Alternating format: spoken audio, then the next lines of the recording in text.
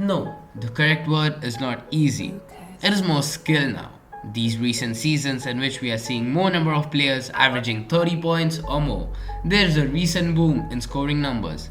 This season we are seeing a lot of players play like MVPs, but only one can conquer the award. This season we are witnessing a lot of players having historical seasons. The game has become more fast paced. Players are scoring at higher efficiency with also higher production. Also, as the saying goes, good offense beats great defense. Look, 90s defense was another heck of a war.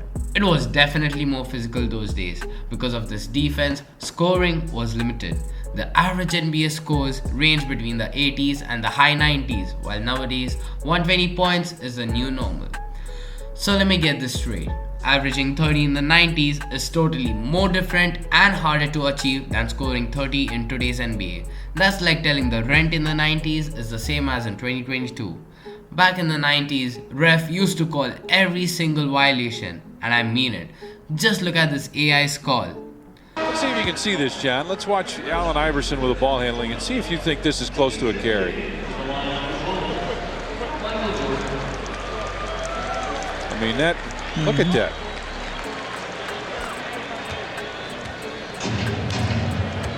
You can't make that move and not carry the ball. Right?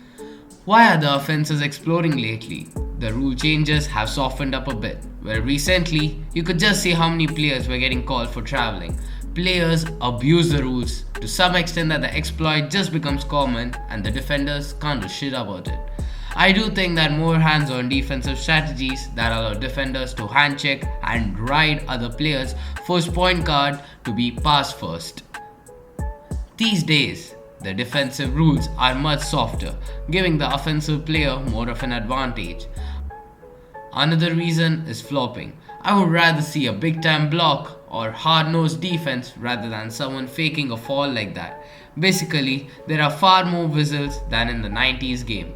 The NBA game is getting softer and softer, all in an effort to increase scoring. Let superstars shine more to make the league supposedly more fan-friendly.